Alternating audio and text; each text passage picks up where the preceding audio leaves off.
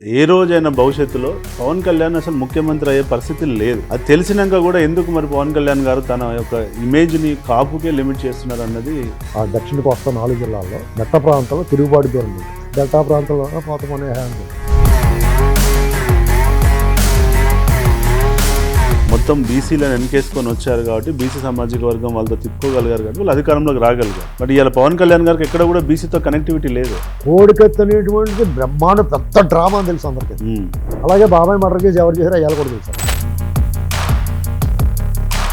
వాళ్ళే జైలుకి వెళ్ళారు, రక్తగాయాలైనవి, వాళ్ళకు ఊళ్ళు ఖాళీ చేశారు, నడి రోడ్డు మీద మోకాలతో గుండెల మీద తొక్కు పెట్టి పెక్కొచ్చారు.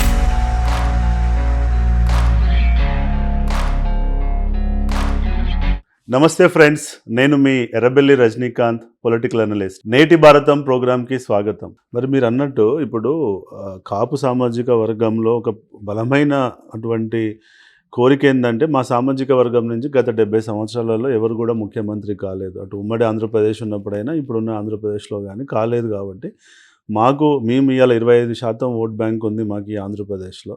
యాజ్ ఏ కాపుకు ఒక 15% ఉంటే మిగతా సబ్ క్యాస్ట్లు అన్నీ కలిపి, కాపులో ఉన్నటువంటి సబ్ క్యాస్ట్లు అన్నీ కలిపి, అటు మున్నూరు కాపు కానివ్వండి, బలిజ కానివ్వండి, తెలగ కానివ్వండి, కలిపి 25% ఓట్ బ్యాంక్ ఉంది.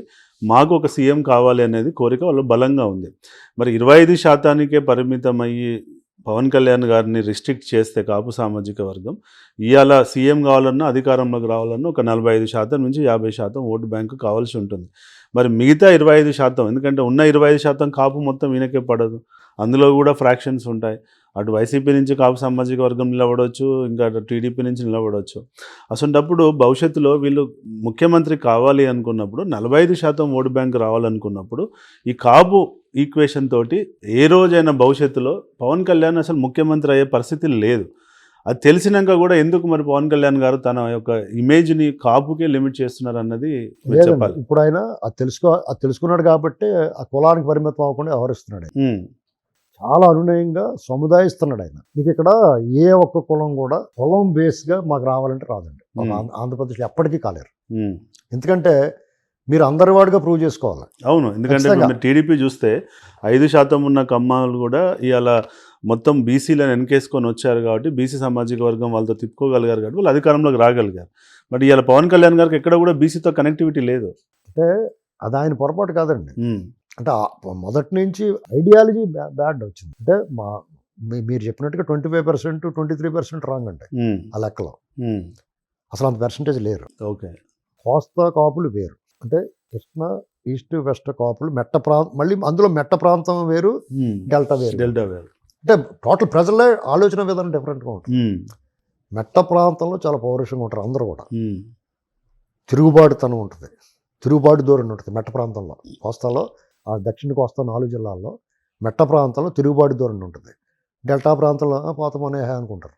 ఈ రకమైన వైరుధ్యాలు ఉన్నప్పుడు మీకు అందరు కన్సాలిడేట్ అయ్యి ఎందుకు వస్తారండి? అలాగే ఉత్తరాంధ్రలో తూర్పు కాపులు వాళ్ళు బీసీలు, మున్నూరు కాపులు ఉమ్మడి రాష్ట్రంలో తెలంగాణలో మున్నూరు కాపులు వాళ్ళు బీసీలు, రాయలసీమలో బలిజలు వాళ్ళు బీసీలు. వీళ్ళు అసలు వాళ్ళతో ఇటీవల కాలంలో మేము అందరూ కాపులు అంటున్నారు, కానీ వాళ్ళు ఎప్పుడు కలుపుకున్నారు? ఇప్పుడు క్యాస్ట్లో ఉపకులాలు ఉంటాయి. బీసీల్లో కూడా మీకు రాజ్యాధికారం దక్కపోవడం కారణం ఏంటంటే అనేక ఉపకులాల సమాహారం బీసీ వర్గం, బలహీన వర్గాలు. కాబట్టి పక్కోడిని సహించలేనప్పుడు మీరు ఇది కులం బేస్డ్గా జరగదండి. మీకు ఎప్పుడన్నా అప్పుడప్పుడు మనవడని ఎందుకు వేస్తారండి? ఇప్పుడు జగన్మోహన్ రెడ్డికి ఎందుకు వేశారు ఓట్లు? అతనేమన్నా అంతకుముందు ఏమైనా చేశాడా? చేశాడా? ఒక సానుభూతి, ఒక ఛాన్స్ని అడిగాడు. రాజశేఖర రెడ్డి గారు చనిపోయిన తర్వాత ఇప్పుడు ఎంత దారుణం అంటే జగన్మోహన్ రెడ్డి గారు ఎన్నిక అతను వాళ్ళ నాన్నగారు హయాంలో 1,00,000 కోట్లు కొట్టేయడని అన్నారు, కానీ 43,000 కోట్లు ఎస్టాబ్లిష్ అయింది కదా. అనేక కేసులు ఏమని కింద ఉన్నాడు కదా, 16 నెలలు జైలు చేసాడు కదా, ఉత్తుమునని బెటర్ కదా అన్నాళ్ళు. తర్వాత మొత్తం మీద సోనియా గాంధీ గారు కరుణిస్తే ఏదో రకం ఉపయోగపడతాడులే అని వదిలేశారు. ఏదైనా సిస్టమ్ వాళ్ళ చేతిలో ఉంది. ఇవాళ ఇవన్నీ తెలుసు వాళ్ళకి. కోడికత్తి అనేటువంటిది బ్రహ్మాండ పెద్ద డ్రామా అని తెలుసు అందరికీ. అలాగే బాబాయ్ మర్డర్ కేసు ఎవరు చేశారో అయ్యాలి కూడా తెలుసు అందరికి. అంటే మోజు ఉన్నప్పుడు, బాగా మోజు ఉందనుకోండి, రోకల బండి కరకజ్జం అంటారు మా ఏపుని. రోకల బండి అంటే రోడ్డు మీద తిరిగి పూరుకు ఉంటుంది, వానాకాలం ఎర్రగా ఉంటుంది. దాని చేతిలో పెట్టి కరకజ్జం అంటే ఒక స్వీట్, బెల్లంతో చేసే స్వీట్, ఆ చేతిలో పెట్టి కరకజ్జం అంటే తినేస్తాడనమాట.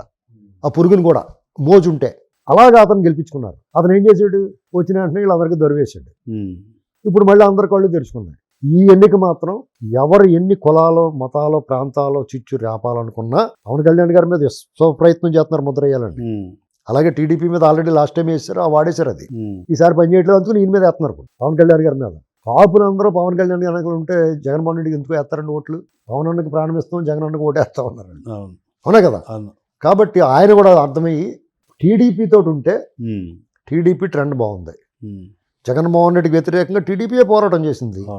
మీకు నాకు తెలుసు, అలాగే పవన్ కళ్యాణ్ గారికి తెలుసు. ఎందుకంటే ది డే బిగినింగ్ నుంచి వాళ్ళే దొరివేయించుకున్నారు, వాళ్ళే తన్నించుకున్నారు, వాళ్ళే కేసులు పెట్టించుకున్నారు, వాళ్ళే జైలుకి వెళ్ళారు, రక్తగాయాలైనవి, వాళ్ళకు ఊళ్ళు ఖాళీ చేశారు, నడి రోడ్డు మీద మోకాలతో గుండెల మీద తొక్కిపెట్టి పెక్కొచ్చారు. ఆడపిల్లల మీద అత్యాచారాలు జరిగినాయి.